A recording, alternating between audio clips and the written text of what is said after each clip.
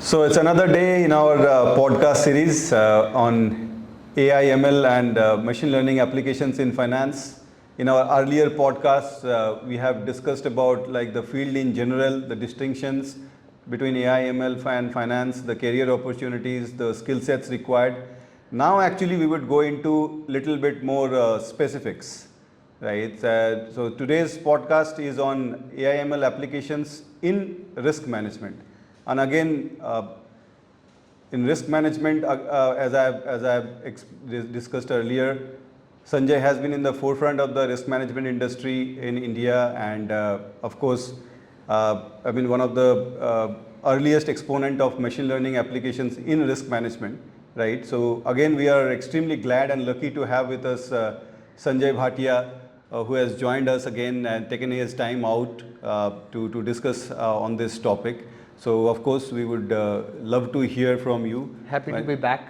Yes. So again, how are you doing today? Yeah. All well. And risk management is just like bread and butter for my people like me, professional like me, who Right. have built their careers in risk management. So Right. this time around, I am pretty excited. Right? We are as always to have you and hear from you. It's like lot of deep insights, right? So first question before going into the deeper aspects, right? First is like a little generally when people think about risk management, right? So I mean particularly in banks. Banks are a regulated entity, Yes. right? So they're heavily regulated. On the other hand, this AI/ML models are considered as black box, not generally very explainable, right? So how you merge to these two aspects actually, like again, how the regulator sees it, or how it is happening? Yeah. So to our viewers, I would like to say that the adoption of AI/ML in risk management has been obstructed by these,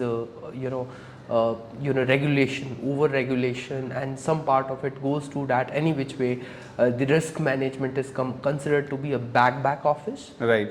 or a backbone of the organization. Correct. Right, where you are not making profit, it's a cost center. Yes. Right. So why AML there? Why to invest such huge money there? Right. Correct. But Nitish, let's get started and let's get a bit ahead of ourselves. Okay. Right. These kind of adaptation by a particular function within a bank or financial institution is no more the choice of that particular function, like Absolutely. risk management. This is becoming a market reality because most of the fintech companies, All right, the new age ones. yeah, how they are recalibrating their strategy, risk management strategy or portfolio management strategy, that is defining the game. That is a Okay. game changer. Right. If these main street banks, right, or the too big to fail institution would not adapt, they will see their demise. Right. So it's more of a survival as well. Yeah, it's more of a survival as well as an evolutionary process where Right. some of the nimble or maybe some of the more agile players are already there who have proved the point as a proof of concept. Correct. Whether it has a wider acceptability or not, but they have proven their concept, right? Right. And if you don't live up to the reality, then maybe you are living in some fancy worlds. Correct. Right. So that's the case. And the second aspect is that more so that it is recognized by the regulator as well. Absolutely. So as the fintech ecosystem is evolving, so is the regtech ecosystem. Understood. So the regulator is also inventing themselves, coming out in a new form, which is a tech-driven regulation. Right. So they are also becoming techie or tech-enabled, which is AI/ML enabled. Correct. So their one wing is a regtech. Okay. So you talk about any maybe regulator like Bank of England or maybe European Bank Authority or maybe US Fed, right? They are also coming in their own form. They are having this dedicated arm which is specifically focused on how to regulate the AI/ML industry, specifically the fintech. Right. So once that regulation is already there, why it cannot be extended to these big banks? Absolutely. Right? It's the regulator on his side is also institutionalizing this framework to regulate, because they see that it's very pragmatic need of the hour Correct. right? To enable this journey rather than being posing some impediment to this journey. Absolutely. Right? Absolutely. And I mean, for that matter, probably like again, of course, one is the compulsion as you rightly mentioned, another is like, of course, to harness the new age unstructured data that has come up. I mean, to take the advantages of as well, right? So any institution, finance or otherwise, I mean, when they can have some additional information which can help them in like understanding or growing their business, they would of course go in using that. So probably the regulators and like in you being part of like the banking industry, they're finding a way out. But yes, that's more of a compulsion now, right?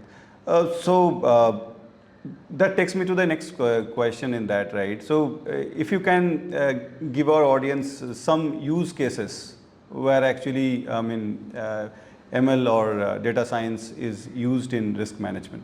Okay, so there are some low-hanging fruits, right, which will pave the way for some of those adaptation or adoptions, right, which will completely change the paradigm or landscape. Right. Right. Let's talk about these first. These low-hanging fruits. Correct. So the probably the areas where things are already maybe like prominently used. Yeah. Already prominently used, and there's a space to use them because the regulator has some acceptability, and there are some areas where the risk management is internal risk management. It's not for regulatory purposes. Correct. Right. So regulator is not the main stakeholder. Absolutely. Right. So when it comes to credit risk, obviously the retail scorecard models. Right. Right. How you do the credit underwriting, how you give a loan to a retail client or a consumer, right? That is the area where it has already left its mark. Correct. Right. Now the natural question is that whether we have some distinctive, we have created some distinctive capability by doing so. Yes, because that AI ML driven scorecard has very different kind of maybe variables. Right. Those which are coming from the learning from unstructured data, as you pointed out to. Correct. Right. So like they could have a lifestyle score, which you have never seen. Right. You have always seen a borrower or an obligor being assessed and analyzed in terms of his repayment capacity or his income strength, right, or his asset, right, but never lifestyle score. Now, if you have to build this lifestyle score, if you think that lifestyle score could play a role in the probability of default, right, that is already where the industry is going, right, building this lifestyle score, maybe judging them based on their lifestyle score, right. So that's one.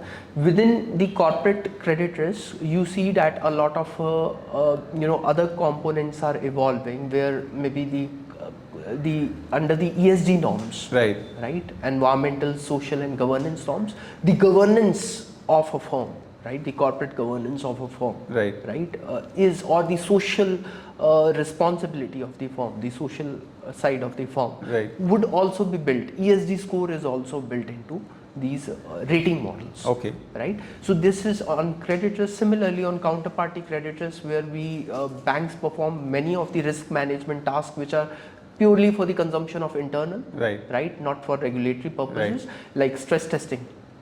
Like stress testing, you do it for regulators, but you do it based on your own scenarios or your own stress test. Right? Those stress tests could be created or could be calibrated as per the machine learning models, or using the data science and machine learning coupled together, right, in a very dynamic fashion. Right? So stress test is no more like a predefined narrative. Right? There's an area called reverse stress testing, where you're deducing the scenario which could impact you as a financial institution the most than any of your peers or the broader industry. Right? That reverse stress testing is a kind of machine learning based discovery into what are the vulnerabilities there. Right? Those vulnerabilities could be built into some kind of a stress test where you have shocks defined. So that kind of also calls for a use case which could be easily maybe built as a low-hanging fruit. But radically, the whole space or the whole paradigm will, see a radical shift from typical statistical models to these AI/ML driven models. Once we have the entire RWA, risk-weighted asset, Correct. being estimated out of AI/ML models, and once we gain the regulator confidence, Right. and all the different regulators in the world are on the same page, Correct. right? The RegTech arm are on the same page. That RWA could be calculated and optimized, or maybe even we can have banks' capital being assessed on this RWA, which is based on the Right. PD, LGD, EAD models, and which are in turn based on AI/ML and data science, right? So that would change the space.